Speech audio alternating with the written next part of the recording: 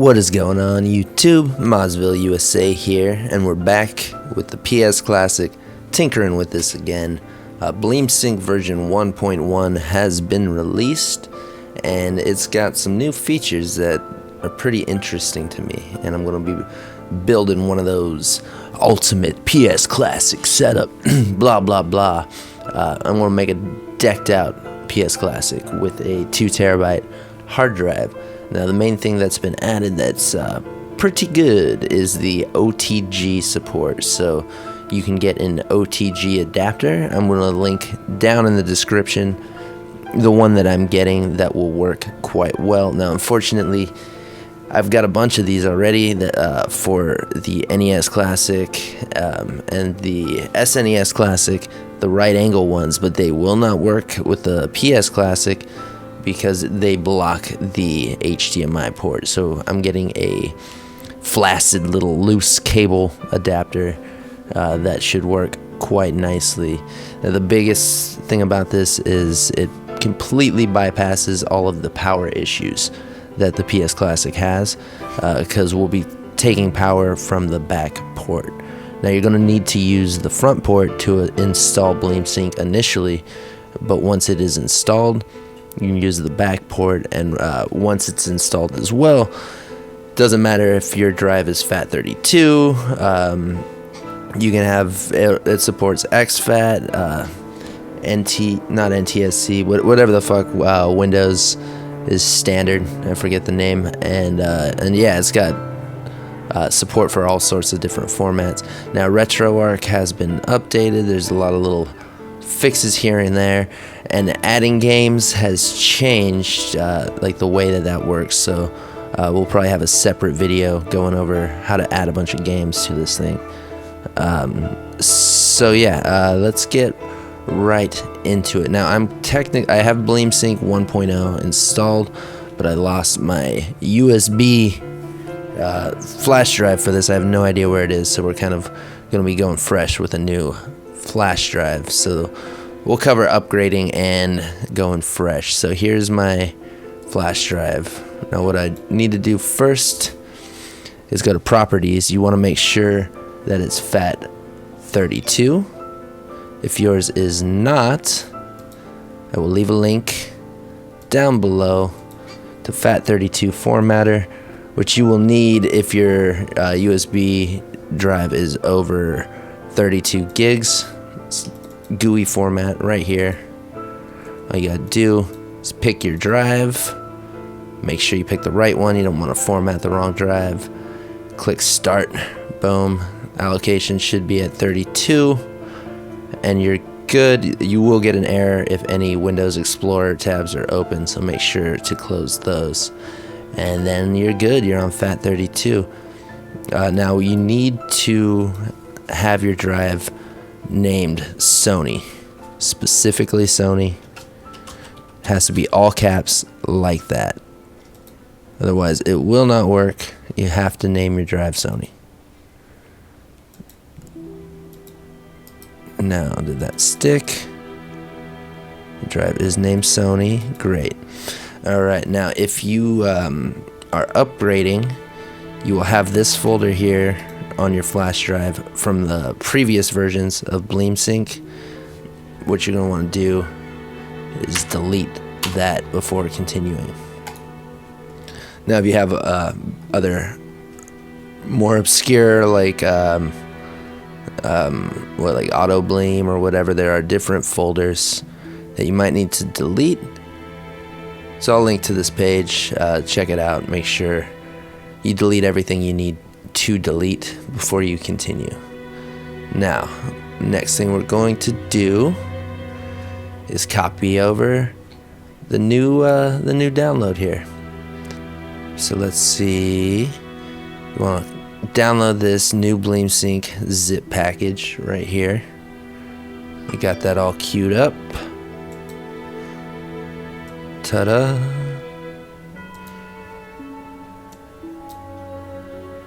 We're just going to drag this over to our FAT32 flash drive labeled Sony, all caps. Alright guys, so I transferred the files to my flash drive. My flash drive is named Sony, all caps, and it is formatted FAT32. Now all of this is 100% mandatory to continue, so if something looks a little different for you, then you might want to go back a little bit, but if everything's good, we shall continue. Now all we gotta do is plug our flash drive into our PS Classic. Easy peasy. And it is recommended by the devs here that you only have the flash drive plugged in. Now it's plugged in directly to the USB port of my PS Classic. No controllers connected or anything like that. So we're gonna go to Elgato here so you can see what happens on the screen, and I'm going to turn it on. And I suppose the light is supposed to fluctuate from green to red. And here it goes. It is doing its thing. Yep, and my light, I don't have a camera on my PS Classic, but my light is going from red to green, and my flash drive is blinking, showing that it is being accessed by the console. So this should take a couple minutes. Maybe do a time lapse here, or cut to when it's done.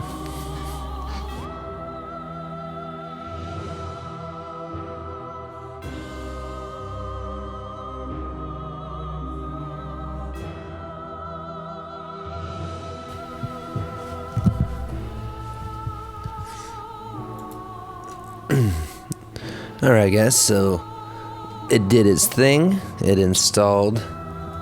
No problems there. Now once this is done, we're going to grab our flash drive and plug it back into our computer, as the software created a backup for us that will help us restore our PS Classic if anything ever goes askew, awry, whatever. Now, unlike the SNES and NES classics, it appears like your system memory, whatever, is exclusive to the your individual consoles. So for your backup, you're gonna want to keep this, because if you ever brick it with software somehow, you're gonna want to be able to recover it. So in this Bleemsync folder, we got this folder here called Backup. These are the files you want to have.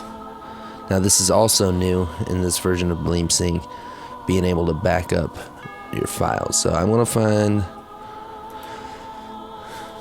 probably here, and I want to make a new folder called PS Classic Recovery.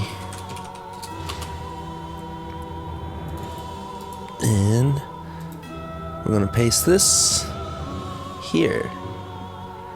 Now, keep this safe, keep it somewhere, keep it on a good hard drive that's not about to die, just in case, you know. You never, if you brick and you're like, oh man, I wish I still had those files, you know, just be smart, keep these things. Okay, and we're not out of the woods yet. There's one more thing we need to do, and that is download this custom kernel here. We'll go save file, sick, and I'm gonna go back to our flash drive, Bleemsync update. We're gonna drag that new file into that update folder.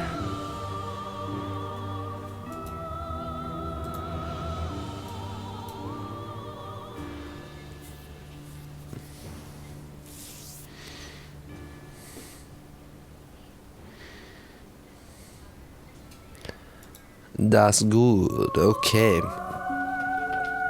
Now it's time to plug this back into our PS Classic. I'm going to switch to my screen cap so you can see what's going on. We're going to turn it on.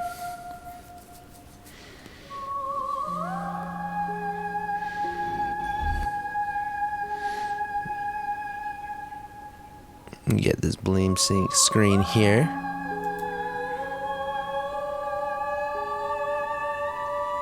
There should be a countdown.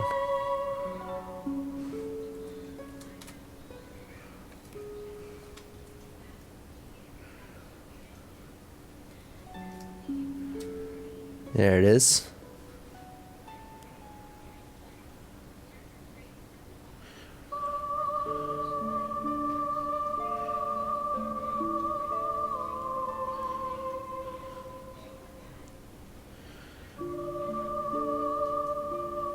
Now just let it do its thing.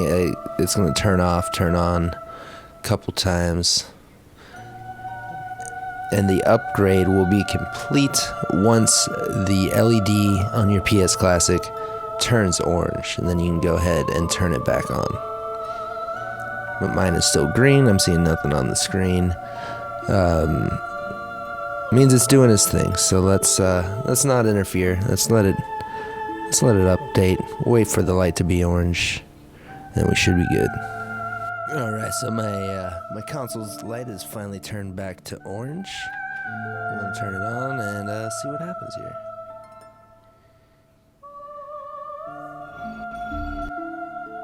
It gets cut off. Alright, now it's setting up some themes. And it's starting up. Very neat.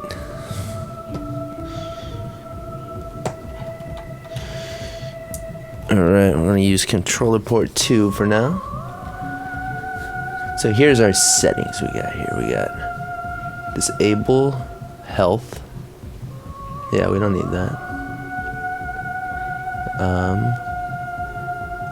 Boot quick.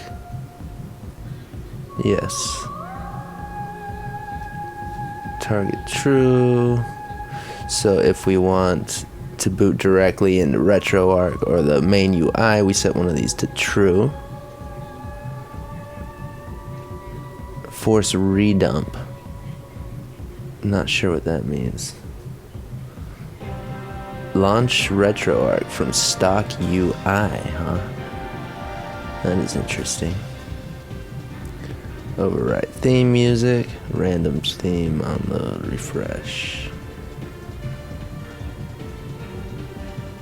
Cool. Well, we'll probably get a custom theme here eventually. We're gonna save all that. See what happens. Okay.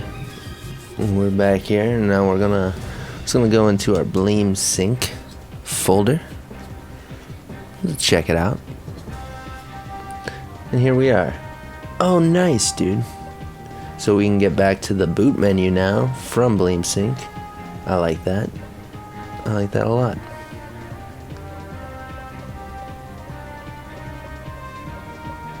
Hell yeah. This is beautiful. Looking beautiful.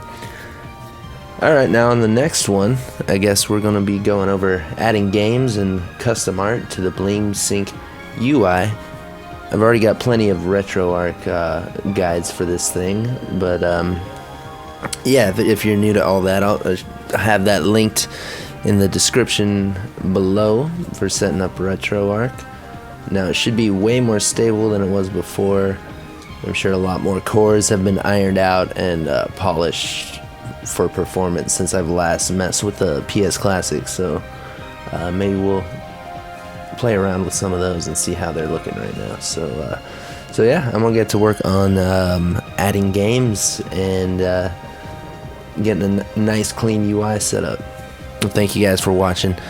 Leave a like if you found this helpful, if you enjoyed, and let me know if you want to see me do more PS Classic videos. I haven't touched it in a couple months, but a lot has come out for it, and yeah, if you're interested in this kind of thing, let me know. I'll do more of these. Thanks for watching. Later.